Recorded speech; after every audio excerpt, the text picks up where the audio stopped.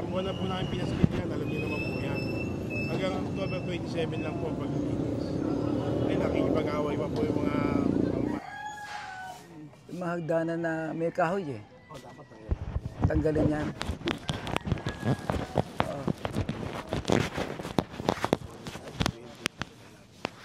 Mga ilang kahoy na hagdanan? Dami, marami. Pero dati, mga dalawa, tatlo siguro na tayo. Tatanggalin yon. Dapat talaga. Kasi pinaka main entrance lang yung sa Blooming Treat. Tanggalin natin yan eh. Mag-coordinate tayo sa PNP. Okay. Thank you. Nauna na kayo. Sabi, baka mabagsakan mo ulit ng kaboy. Sige, mauna na kayo. Yan, sige. Mauna na kayo. Yan.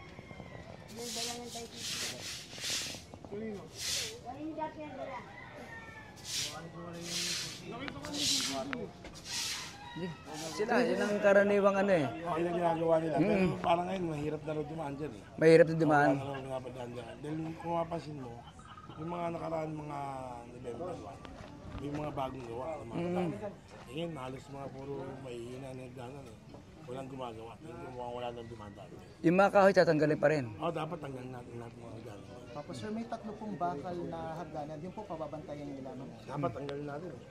Diba? Kasi isa lang naman talaga main gate natin eh. Hindi naman talaga dapat tayo magpadaan dyan para sa seguridad natin. Sir, may napansin kanina yung mga kasama po ninyong polis na isa doon sa mga bahay, parang nagbukas pa ng bintana.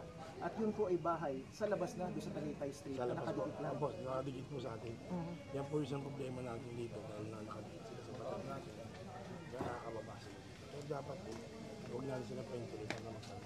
Pero direct, pwede po ba silang tumira po dyan? Kalookan side po eh, dyan. Swedish, wala po tayo. Sip-sip na lang. Kung ano pong order sa atin ngayon, papamusip pa. Tatlong araw sa amin, taas. Opo. Taas na ba ako para doon na sa lang.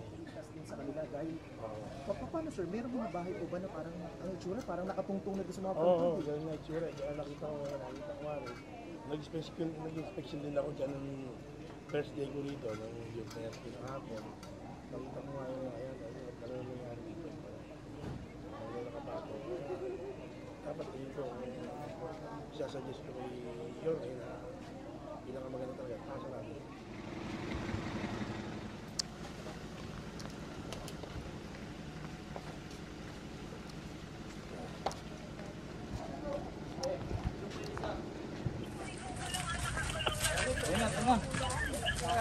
Bawal na pumasok naman ang sasakyan. Opo. Simula bukas po hanggang November 2 po. Hanggang November 2. Wala nang papasukin kahit na motor, tricycle, kotse, wala na. Wala na po. Okay, thank you. Nagbabayad din daw siya ng tax. Oo. Inabisuhan siya na hanggang Martes pa. Eh sana po, kung may pinsan siya, alam rin po yung nilabas si Yorme na araw na ulit sa pintura. Kaya kahit na merong